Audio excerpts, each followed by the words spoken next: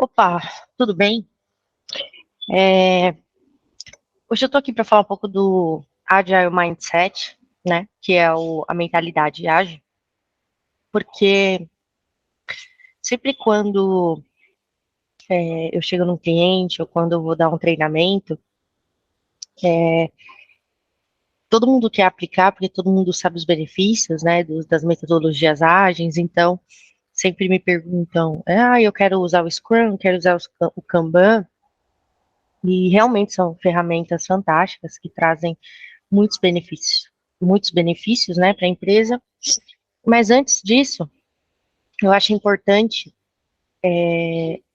a gente revisitar a história, né, da onde surgiu o ágil, como funciona essa mentalidade, né, como ela se diferencia de outras mentalidades e principalmente qual problema elas vêm para resolver, né? Porque aplicar somente framework sem você saber exatamente o problema que você está resolvendo, aonde você quer chegar, pode resultar numa falha. Então, é importante a gente entender os princípios da agilidade antes da gente implementar qualquer framework.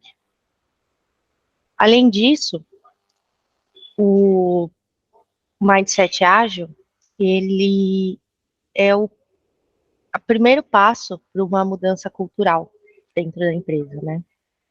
Porque a agilidade, somente usando as ferramentas, né, que são Scrum, Kanban, XP, etc., ela você não consegue ter todos os benefícios.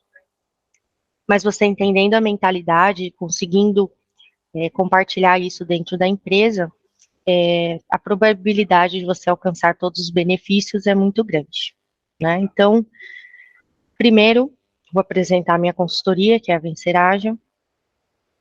A Vencer Ágil, ela trabalha tanto no ramo B2B, né? Então, a gente trabalha para empresas, a gente dá treinamentos dentro das empresas, colaboramos e ajudamos aí empresas que estão passando por transformação ágil, transformação digital.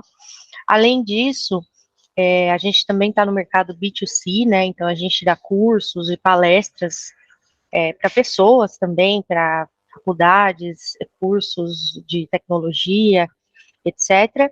E também, né, uma das nossas missões, que é democratizar o acesso ao conhecimento, então a gente está sempre presente aí em eventos gratuitos da comunidade de tecnologia, da comunidade de agilidade, também fazemos palestras e treinamentos gratuitos em instituições públicas, tá? Ali no QR Code, aqui no canto da direita, você vai ter acesso às nossas redes sociais, nosso site, aí vocês conseguem ter mais informações. E agora sobre mim, então, meu nome é Ariane Saito, muito prazer. Hoje, além da Vencer Ágil, eu trabalho também em uma fintech multinacional, né? Uma fintech aí que tem mais ou menos 700 funcionários, mais de 60 nacionalidades, então eu digo que isso é muito bom ter esse contato com pessoas de outras culturas, outros países, né? Me fez aprender muito, principalmente a parte de cultura.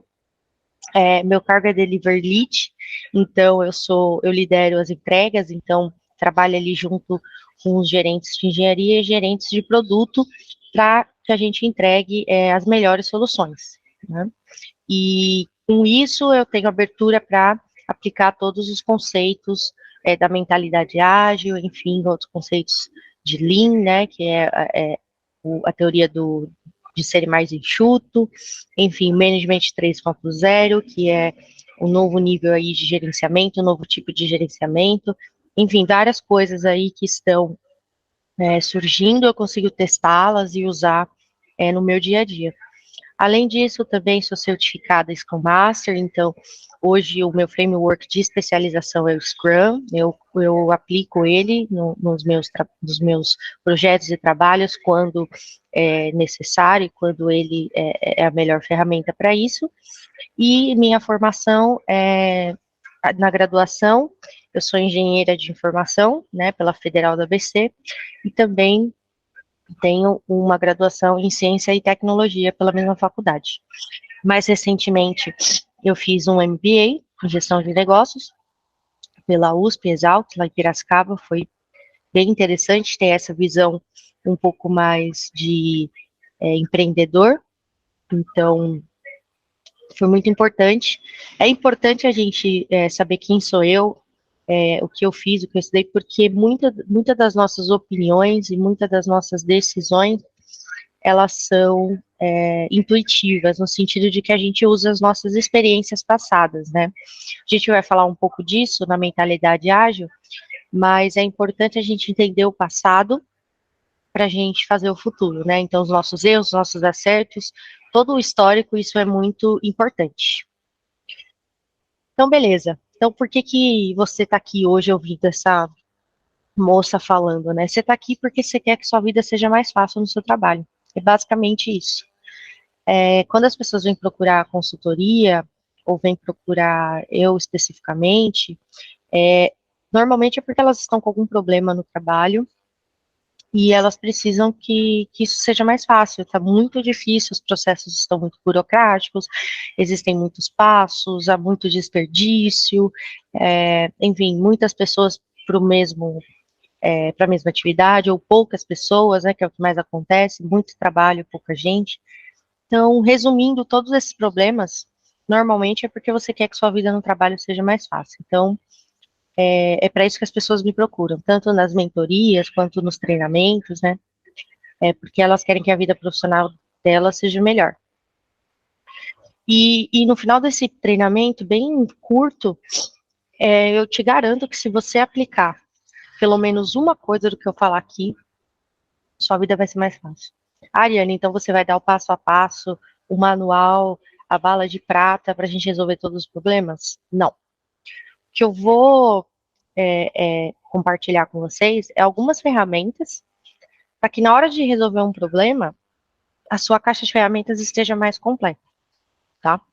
Então, o que diferencia, às vezes, um bom profissional de um mau profissional? Então, primeiro, conhecimento daquele problema. Então, quando eu tenho um problema, eu preciso de alguém que tenha conhecimento.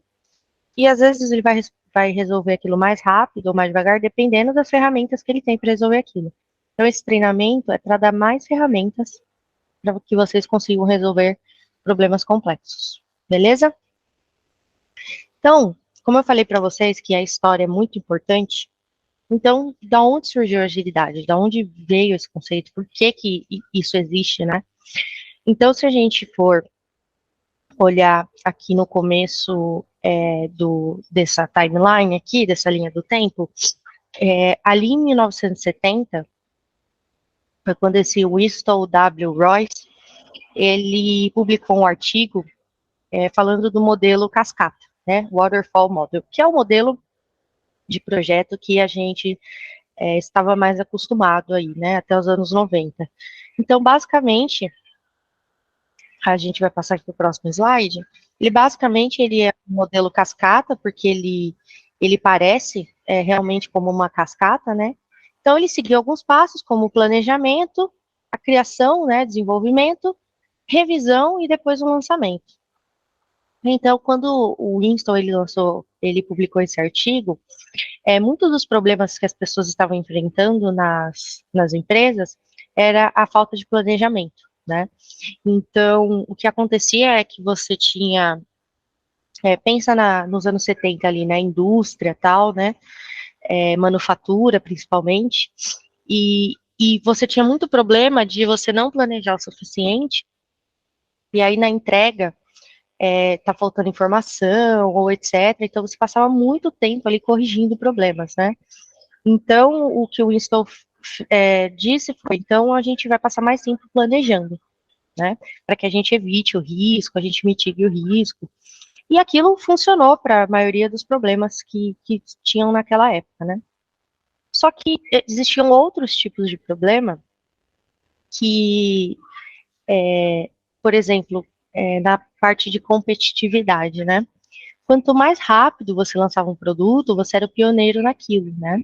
E aí a gente começou a surgir o início dali das novas tecnologias, né? Como a gente conhece hoje, ali nos anos 70 até os anos 90, você vê que surgem alguns outros frameworks, né? Que esse conceito de adaptabilidade, né? Então, principalmente ali no desenvolvimento de software, né, a gente já tinha ali nos anos 70, nos anos 90, e era mais por conta da competitividade, né? Então você tinha que entregar mais rápido, você não podia passar muito tempo ali planejando, né? E aquilo tinha que ser entregue rapidamente para o cliente, e o ambiente em que você estava fazendo aquilo, né? A cultura das pessoas, os usuários, enfim, os clientes, mudavam a todo tempo, né? Então, o que acontecia era que quando você passava por esse processo lento do cascata, né, que você passa, vai 3 meses planejando, mais 3 meses desenvolvendo, 3 meses testando, e aí você lança, então você demorava quase um ano ali para lançar um produto. E se alguma coisa mudava no meio do caminho, era muito difícil você voltar. Então, se o cliente pedia uma mudança, ou, enfim, acontecia alguma mudança na legislação, alguma coisa assim, era difícil você voltar para o primeiro passo, né? Que era ali do planejamento. Então, ele não era muito adaptativo. Então, as pessoas começaram a ver esse gap nesse processo em projetos que precisavam ser mais adaptativos. E aí foi que no final, ali nos anos 90, principalmente, que foi o grande boom ali, vários especialistas, vários engenheiros, que a gente começa a ver ali na data de 1995, então surgiu o Scrum, surgiu o desenvolvimento de software adaptativo e outros frameworks, ali em 96 o XP, e a maioria dessas pessoas que criaram esses frameworks foram os criadores do ágil, né, que a gente já vai ver mais para frente. Mas basicamente, o que eles queriam, o problema que eles queriam resolver era: a gente precisa ser mais adaptativo. Então a gente precisa que a gente responda melhor às mudanças do ambiente, as mudanças na cultura, as mudanças da opinião do cliente, né? E que a gente tenha vantagem competitiva, que a gente consiga entregar mais rápido uma coisa, né? Então eles começaram a enfim, escrever muito sobre isso, estudar muito sobre isso, até que em 2000, nos anos 2000, né?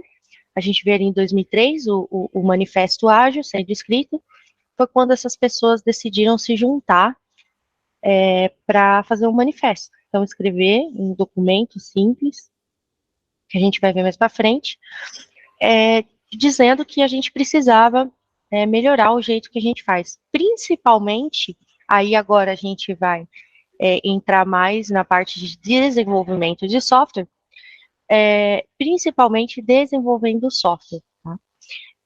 Ariane, então quer dizer que o ágil ele surgiu como uma necessidade do mercado, tudo? Não. Quando o ágil surgiu, ele foi especificamente para o mercado de desenvolvimento de software. Porque pensa, lá nos anos 70 a gente falava mais de manufatura em si, né? Construção civil, etc.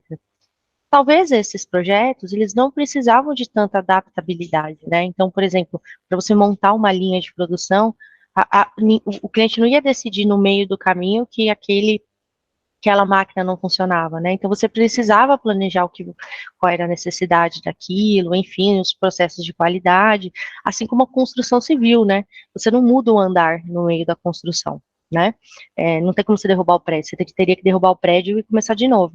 Então ali ainda fazia sentido, mas como estava aumentando, né, a necessidade do desenvolvimento de software, eles viram que esse método não estava cobrindo todas as necessidades, né? Então, só para a gente entender um pouco sobre esse processo mais adaptativo, então, assim, na imagem acima, como eu mostrei para vocês, a gente tem o modelo cascata, que são aquelas etapas fixas. Num projeto mais adaptativo, né, que aqui ele chama de ágil, mas ainda não é o ágil, né, mas imagine que ele pega essas etapas, né, de planejamento, desenvolvimento, revisão e lançamento, e ele faz elas mais curtas e repetitivas. Então, é o que a gente chama de um processo iterativo e incremental.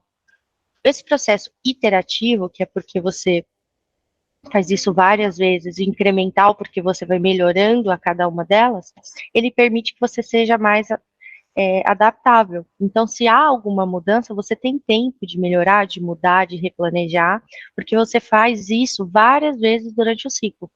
Tá?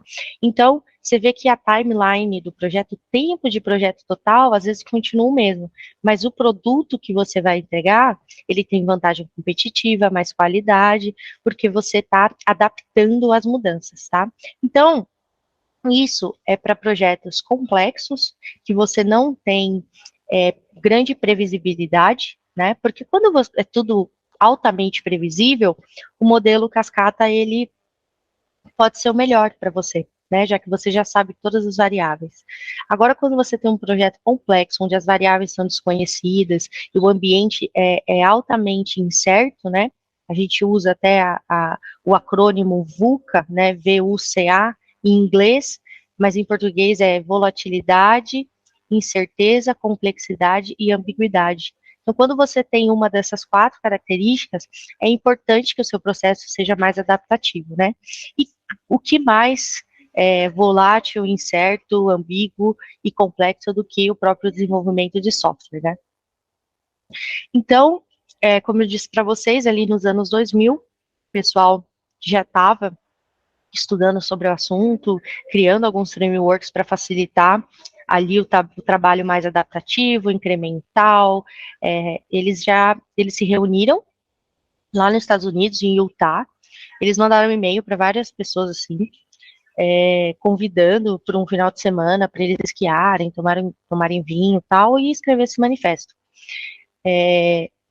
E eles se reuniram lá em Utah e eles chegaram nesse documento que é bem simples, tá? É só isso mesmo, assim. Lógico que depois a gente vai ver os princípios por trás, mas eles escreveram esse manifesto. Então, eles começam com estamos descobrindo novos jeitos de desenvolver software, fazendo e ajudando os outros a fazê-lo.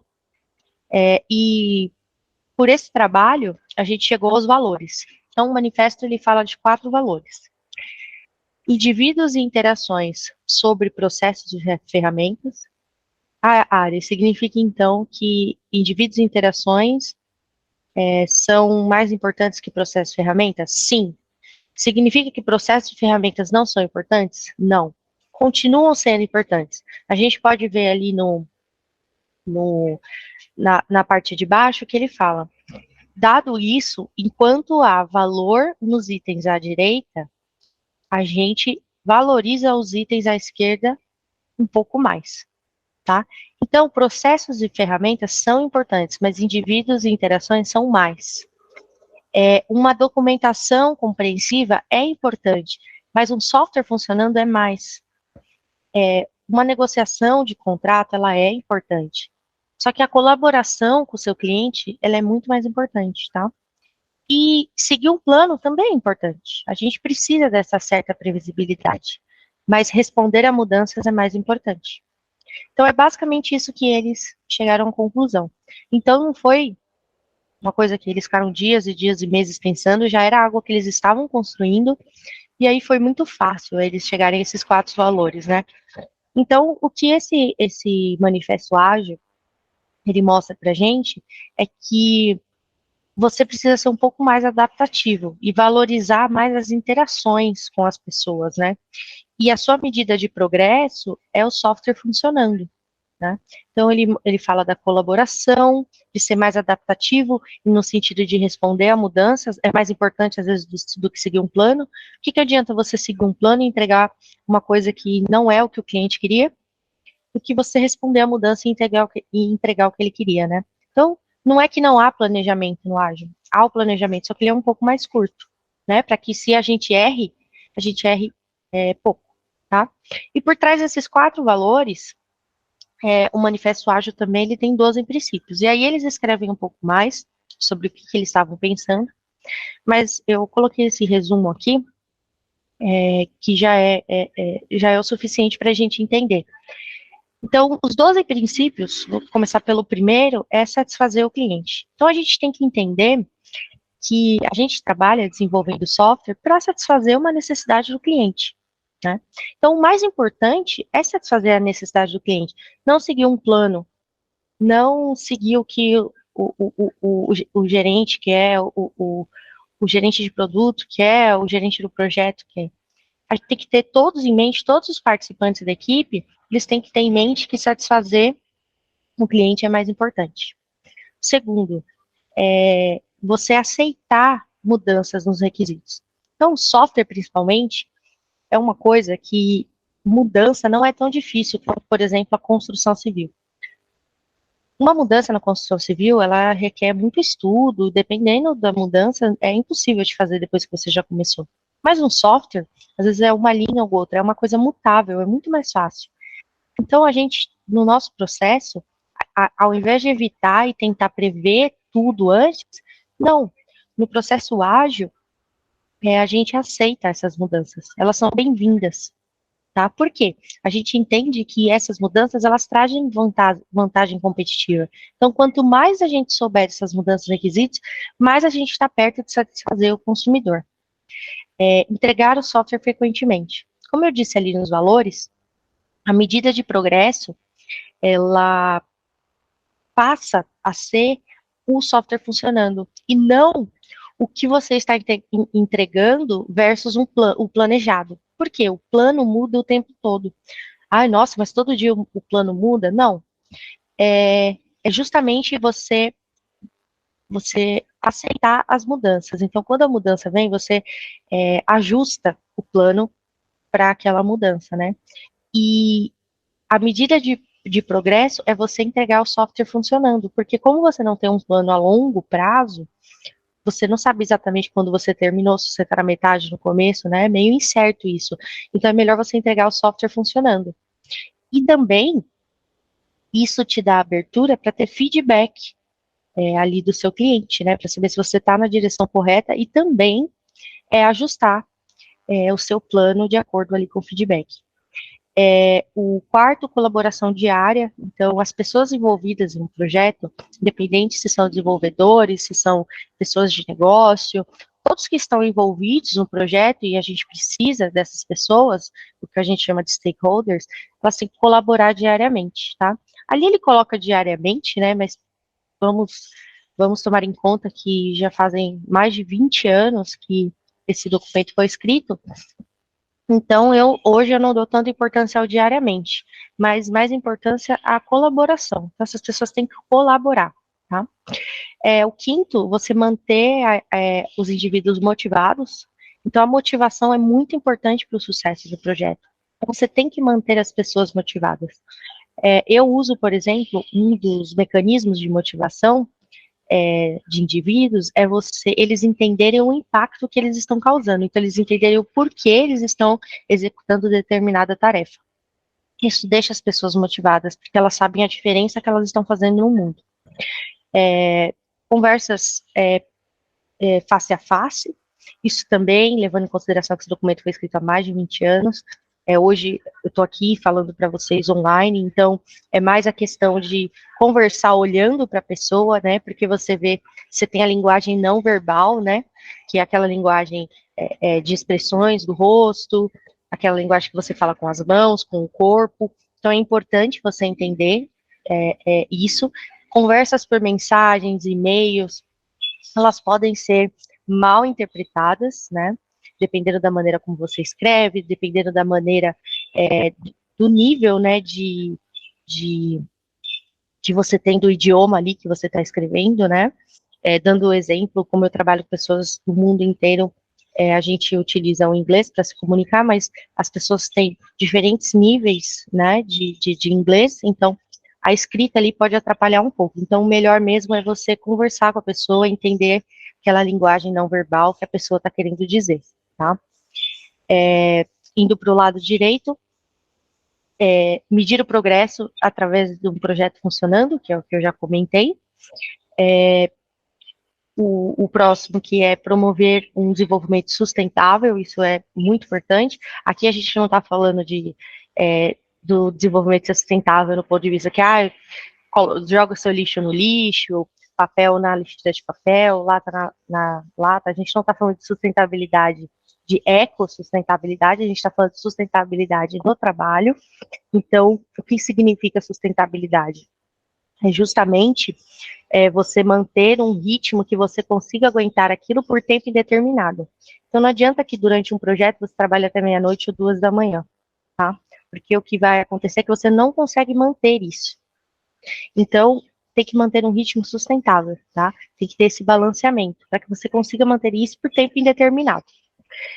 Atenção contínua à excelência técnica, então qualidade é extremamente importante, beleza?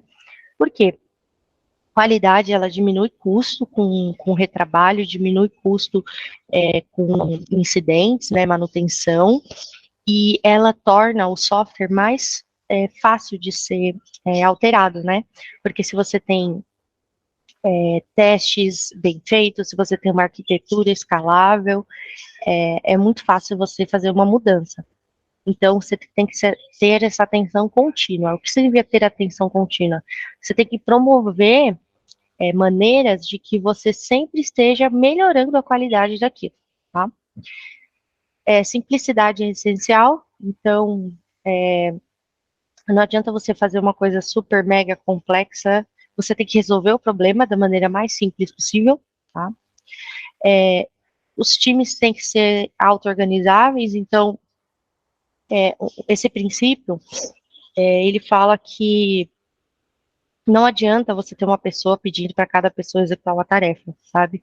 É mais fácil as pessoas com mais motivadas e elas se auto-organizam automaticamente quando você dá um problema para elas resolverem. E eles se organizam. Então, dependendo das diferentes habilidades ali, conhecimentos de cada um, eles vão se organizar para resolver aquele problema, tá?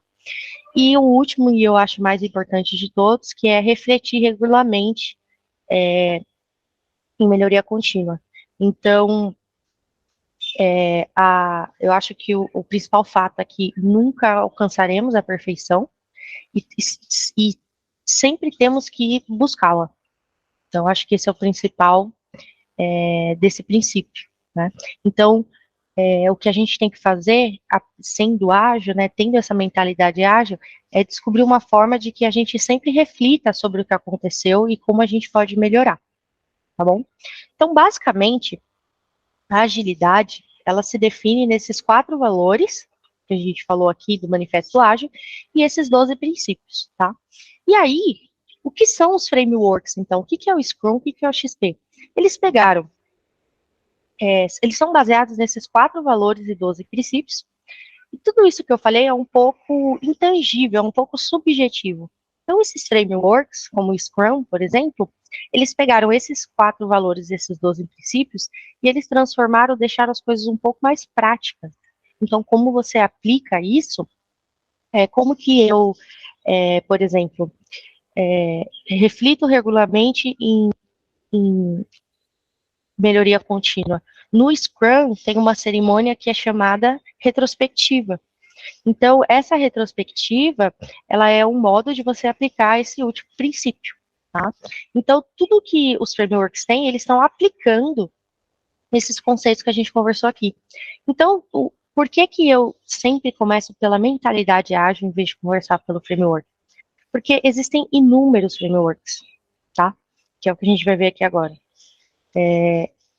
E você pode escolher o que é melhor para você. Às vezes você pode escolher seguir nenhum framework. O importante é você se basear nesses 4 valores e 12 princípios, e aquilo que funciona para você. Então, eu sempre falo que o melhor método é aquele que funciona, tá? Então, o que é ágil, na verdade, né? Então, ágil é uma mentalidade, ele é descrito por 4 valores e definido por 12 princípios, e aí você tem inúmeras práticas, né? Então, você tem aí o XP, você tem o Kanban, você tem o Scrum, todos eles traduzindo esses 4 valores e 12 princípios de uma maneira mais prática, tá? Então, você entender a mentalidade é mais importante do que entender a prática. Por quê? Digamos que na sua casa tem um problema de encanamento. Você vai chamar um profissional encanador para ir lá arrumar o seu encanamento. Tem um profissional que ele sabe muito, muito de encanamento. E ele só tem um grifo velho lá que ele usa. E aí você tem um cara que não sabe absolutamente quase nada de encanamento, sabe só o básico, mas ele tem uma caixa de ferramentas cheia de ferramentas das mais caras, das mais novas. Qual você vai contratar, né? Eu contrataria o cara que manja, que mesmo com uma ferramenta velha, antiga, que ele tá ali fazendo umas gambiarras, ele vai conseguir resolver o meu problema. O outro, por mais que ele entenda de várias, ele tenha várias ferramentas ali, se ele não souber qual é o meu problema, ele não vai conseguir usar nenhuma delas, né? Então, primeiro, o importante é entender a mentalidade e depois vai ficar muito mais fácil para a gente entender a ferramenta, tá? Porque a ferramenta ela vem para ajudar, beleza? Só para dar uma ideia aqui final, de como funciona, então, esse processo ágil, aí não falando diretamente dos frameworks, mas quase todos funcionam dessa maneira. Primeiro você tem uma ideia, então, às vezes um problema, uma ideia para resolver esse problema. Então, você vai formular um experimento, tá? Por que formular um experimento? A parte de software, principalmente, ela deixa a gente testar antes. Então, a gente tem ambientes produtivos e não produtivos, né? Então, a gente pode testar hipóteses antes de partir ali para a entrega, né? Então, o importante é testa a hipótese, coleta dados dessa hipótese, funcionou ou não funcionou. Se funcionou, vai para a implementação. Se não funcionou, você tem uma nova hipótese de solução, né? Então, eu sempre falo que são 3 passos, né, para resolver o problema. Primeiro, você tem que identificar o problema. A segunda coisa é você identificar o que você espera, né, qual que é o resultado esperado. E o terceiro passo é justamente esse, que é você formular hipóteses de solução. E você conseguir testar essas soluções e implementá-las ou não. Tá? Então, tudo isso faz parte do processo de agilidade. E aí, como eu disse, vários frameworks vão fazer isso de formas um pouco diferentes, mas basicamente é isso que a gente está fazendo. Tá? Isso aqui, se vocês voltarem um pouquinho para trás, isso aqui é basicamente ciência, né? Então, a gente tem um problema, a gente vê o resultado esperado e a gente trabalha com hipóteses de solução. Então, não é nada de outro mundo, nada que foi inventado, ninguém reinventou a roda, né? Não é nada que alguém construiu, enfim, são conhecimentos ali de pessoas que estudaram e trabalharam muito tempo e chegaram a essa conclusão que seria mais fácil trabalhar assim. Então, sabendo de tudo isso, por que que a gente continua falhando em ser ágil, né? Então, a gente vê muitas empresas aí tentando aplicar agilidade e não conseguindo. Então, mapeando aí, né, de inúmeras fontes, eu cheguei em 2 principais razões. A primeira, que é a da esquerda, que é o conhecimento. Então, o que é agilidade, como aplicar agilidade, como ser ágil, né? Isso, as pessoas faltam esse conhecimento, então elas já começam ali da aplicação do framework e não focam na mentalidade. E a segunda razão é a motivação mesmo. Então, muitas vezes não tem uma motivação, não começa de um problema, né? Como eu falei para vocês, o primeiro passo é identificar o problema, o segundo, o resultado esperado, e o terceiro, hipótese de solução. A hipótese de solução talvez seria aplicar um framework ágil. As pessoas não seguem esse processo, elas só querem aplicar, às vezes por aplicar, sem saber que problemas elas estão resolvendo. Sem saber o problema, você não sabe se está funcionando ou não. Lembra daquele ciclo de você testar a hipótese, coletar dados e aí você decidir se funciona ou não? Se você não tem um problema, você não tem como testar isso, né? Então, foca somente no framework, não foca no problema, o porquê, e não tem colaboração. Então, o Agile não funciona sozinho. Não adianta uma pessoa só querer. Todas as variáveis, elas dependem de todos os participantes do projeto, tá? Isso em toda a cadeia. Então, é uma coisa que, por isso que eu chamo de transformação, porque é uma transformação cultural na empresa mesmo. E isso leva um tempo. Então, o ágil, ele é uma jornada, né? Ele não é, ele é uma maratona, né? O que a gente fala, não é só uma sprint, não é só uma corrida, né? A gente vai de sprint em sprint para ganhar a maratona, beleza? Então, para ser ágil, a gente tem que colocar no nosso cérebro. Eu juntei algumas afirmações aqui que ajudam você a ser ágil, independente de você aplicar ou não o framework, mas isso já vai facilitar o seu trabalho. Primeiro, lidar com a incerteza, tá? Isso é extremamente importante. Como lidar com a incerteza? Abraçando ela mesmo. Então, sabendo que há incerteza, você não tem como acabar com a incerteza, então qual a melhor maneira que eu posso lidar com ela? A mesma coisa com mudanças. As mudanças vão acontecer, acontecem, a gente tem que esperá-las, tá? E fracassos. Fracassos são bons, principalmente no caso do desenvolvimento de software, que a gente pode antecipar esse fracasso, né? A gente não precisa mostrar isso para o cliente. E no fracasso a gente aprende muito. Então, quando a gente fala de formular hipóteses, vai ter vários fracassos, que é uma hipótese de solução. E esses fracassos vão fazer que você chegue mais perto da solução correta, né? Do lado direito, foco nas pessoas, então tudo é feito por pessoas. Tudo bem, a gente trabalha com tecnologia, a gente trabalha com código, computador, mas nós somos pessoas, os desenvolvedores são pessoas, os product managers são pessoas, os gerentes são pessoas, os diretores são pessoas, tudo é feito por pessoas. Então a gente tem que focar na parte comportamental mesmo. Por isso que eu falo bastante de mentalidade. Foco no aprendizado. Então vem de novo daquele princípio de melhoria contínua e lidar com as falhas. Aprenda em todas as oportunidades. Você aprendendo, você cada dia é melhor. Esse treinamento aqui, por exemplo, cada vez que eu faço ele, ele é um pouco diferente, porque cada vez eu aprendo um pouco mais, tá? Colaboração. Colaboração é de extrema importância, tá? As pessoas precisam colaborar. Inclusive, eu tenho treinamentos específicos para colaboração, porque eu acho que é a coisa mais importante, não só para ser ágil, mas para você conseguir entregar produtos e projetos de sucesso, tá? E o que é colaborar? Um dar informação para o outro, se ajudar, saber que na falta de um, o outro está lá para ajudar, trabalhar como uma equipe mesmo, um time, sabe? Você viu aquela história do zagueiro que o cara do gol foi expulso, lá o goleiro foi expulso, o zagueiro foi jogar de goleiro? É isso. Isso é colaborar, sabe? É ter esse sentimento de time mesmo, tá? E focar no valor das coisas. Então, a gente tem que lembrar que o primeiro princípio lá do ágil é satisfazer o cliente. Então, tudo que a gente entrega tem que ter valor, tá? Tem que ter valor para o cliente. Porque senão as pessoas vão achar, tipo, o que esse povo tá fazendo aí que não entrega ainda o produto? Então, coloquem valor no que vocês estão fazendo. E aí, nesse momento, eu espero que vocês tenham rompido a corrente aí, que vocês tenham destravado algumas coisas na cabeça de vocês, que vocês tenham tido alguns insights e algumas ideias aí de como tornar a vida de vocês mais fácil.